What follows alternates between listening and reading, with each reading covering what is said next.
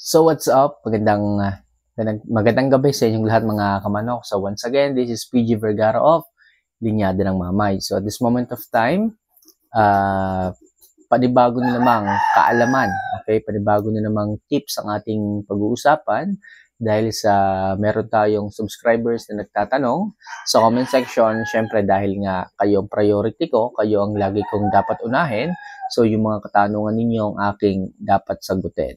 Okay? So, this moment of time, mga kamanok, dahil ngayon is alas 12 na ng gabi, sagot ulit tayo ng katanungan sa comment section. So, katanungan natin sasagutin ngayon is, galing kay, hindi ko tanda ang pangalan niya, pero galing sa comment section ito. So, ito yung flow ng kanyang katanungan. Idol, bigyan mo naman ako ng full guide, okay, kung paano ba natin pagaganahin sa pagkain ng ating mga alagang tandang. Okay, kung nung last time na video natin, mga sisiw po ang ating binigyan ng pansin, binigyan natin ng kasagutan kung paano patakawin or paano magiging magana sa pagkain. Ngayon naman is mga tandang.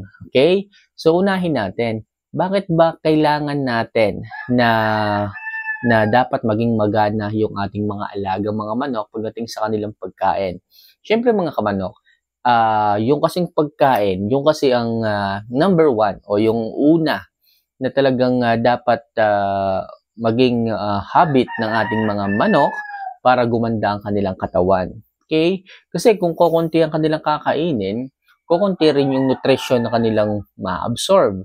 So kaya po napakahalaga po na magana po kumain ang ating mga alagang tandang. And paano ba natin gagawin na magiging magana ang ating mga alagang tandang pagdating sa kanilang pagkain? So, unang-una mga kamanok, lagi kong sinasabi, at sabi rin nung iba, kailangan unahin mo ang pagpa-priming. Okay? Tatanong nung iba, kamanok, ano ba yung priming na tinatawag? Paano ba ang tamang pagpa-priming? So, lagi lang naman yan mag-uumpisa sa pagpupurga. Okay? Pagpupurga, paliliguan nyo sila, then magbibigay kayo ng mga injectable supplements. Okay? Kayo na yung bahala kung ano yung gusto ninyo, kung saan kayo hiyang. Yun po ay makakatulong sa kanilang body development, especially sa muscle development.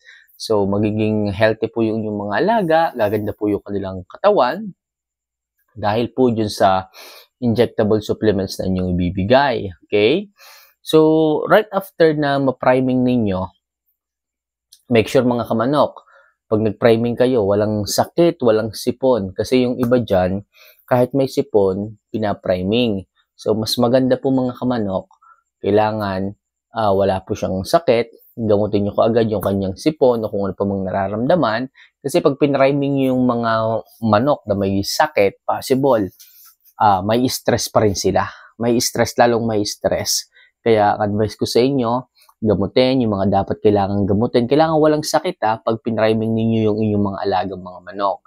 So, dyan pa lang sa pagpa-priming yung mga kamanok, maire-release niya lahat ng mga parasites, yung mga ringworms, tapeworms, at kung ano-ano pa mga klase ng bulate. So, yung po kasing mga bulate na yan po yung nagbibigay ng imbalanced nutrition pagdating sa katawan ng ating mga alaga. Pag sinabing imbalanced nutrition, hindi po niya hindi ma-absorb ng manok yung talagang kabuuan na nutrients ng pagkain. Kahit sabihin na nating magana yung manok ninyo kumain, hindi pa rin niya na-absorb kasi nga po yung mga bulate po ang nag-absorb yung mga nutrients kaya hindi pa rin tumaba. Okay? So, yun ay maganang kumain pero hindi pa rin tumataba dahil ng mga worms na yon. So, kapag ka na-release po ng manok, kapag ka nagpurga tayo at naalis po yun sa katawan ng ating mga alaga, so wala na pong kaagaw ng nutrients yung katawan ng ating mga alaga. So, doon pa lang mag-i-start na maging maganda ang katawan ng ating mga alaga. Okay, sa madaling sabi, makikita nyo po yung body development nila kapag kayo ay nagpurga. Kasi nga po, ma-absorb na ng katawan yung kompletong nutrients. So, magiging effective po yung mga pagkain na ibibigay ninyo, yung mga vitamins na ibibigay ninyo. Okay? So, yung number one tips ko sa inyo na pwede nyo gawin. So, magiging maganang kumain ang inyong mga alaga once na sila po is pinurga ninyo. Okay? Kasi nga po, maaalis po yung mga parasite sa loob ng kanyang katawan. So, possible, maging maganda yung katawan ng inyong mga alaga. At the same time, yun nga po, kapag ginamot po ninyo yung sakit, kasi po yung sipon, yung halak ng inyong mga alaga, nakaka-apekto po yan sa inyong mga alaga kung bakit sila ay pihikan kumain ng pagkain. Sapagkat uncomfortable yung manok eh. May sakit siya eh. Kahit ang tao mga kamanok, kapag hindi maganda ang pakiramdam, hindi po talaga kakain. Pero kung siya ay maayos ang pakiramdam, yung appetite tataas, magana siyang kumain. So, yung number 2 tips ko sa inyo, kailangan gamutin yung mga sakit, kailangan walang sipon, walang nararamdaman para po tumaas yung appetite. So, next mga kamanok, sabihin naman natin na wala nang sakit, kumakain na ng maayos, hindi po yun sapat. Kailangan mag-fasting kayo mga kamanok. Ano ba yung sinasabing fasting? Kamanok, ano yung fasting na sinasabi mo? Kung sinabing fasting, from its word fast, kailangan magiging mataas ang appetite ng manok sa pamamagitan ng pagpapast mo ng kanyang pagkain. So, hindi ka magbibigay ng pagkain ng isang meal. Okay? Pag sinabing isang meal, possible sa umaga or sa hapon, sa araw ng linggo, sa araw ng Sabado, nakadepende po yan sa inyong mga kamanok kung anong araw nyo sila i-skip ang pagkain.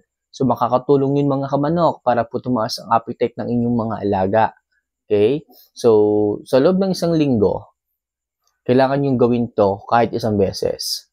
So, makakatulong talaga yan mga kamanok sa inyong mga alaga para po talaga ma-maintain nila yung appetite na meron sa kanila. Okay? So, once in a week lang po, sapagkat kapag ka po yan ay inaraw-araw natin or something na dinalasan natin ng pagpapasting sa kanila, possible, baka naman mamayat yung ating mga alaga. Okay, nandoon na yung appetite, so baka yung katawan ng ating mga alaga is mamayat o kulangin ng nutrients, hindi rin naman po maganda yon. Excuse me. Kaya ngayon pa lang, sinasabihan ko na kayo na kahit once a week mga kamanok. Yung iba nga, ginagawa nila is isang araw, pero dito sa akin, pwede po na kahit isang beses lamang sa isang linggo or isang meal lamang po ang inyong i-skip. Okay? Kapag ganyan mga kamanok, mapapanatili po ninyo ang gana ng inyong mga alaga pagdating sa pagkain. Okay? Mga newbie, mga baguhan, huwag kayong mag-alala. Hindi naman po kaagad mamamayat ang inyong mga alaga once na nag-skip kayo ng isang meal sa kanilang pagkain. Okay? Ano pa ba? Ano ba dapat gawin once na kayo is nag-fasting? So, tubig lang po ang inyong ibibigay. Painom lang po ang inyong ibibigay sa kanila. So, walang pagkain yun na tubig lang. Hayaan yung ma-refresh lang yung kanilang sistema. Okay? Tapos sa ganun, kinabukasan, makikita nyo, tataas yung appetite ng inyong mga alaga. Talaga magiging maayos sila. Magiging happy sila. Makikita nyo rin, magiging happy rin kayo sapagkat kita nyo yung kanyang pagkain. Mabilis.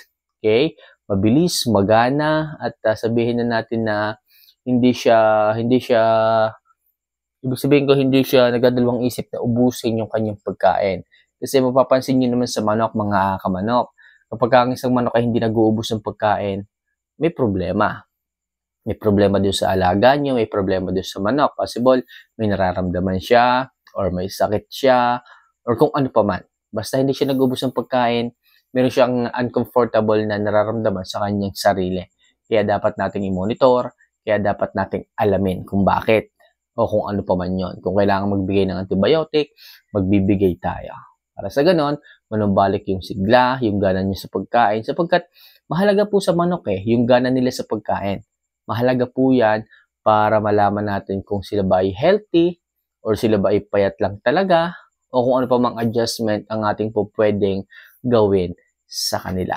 So far, sana kahit pa paano, kamanok, kung sino ka man na nagtanong nito, sana ay nasagot ko ng maayos ang inyong katanungan at sana ay makatulong ang simpleng tips ko na to pagdating sa inyong mga alaga mga manok. So, paano mga kamanok? See you for our next vlog.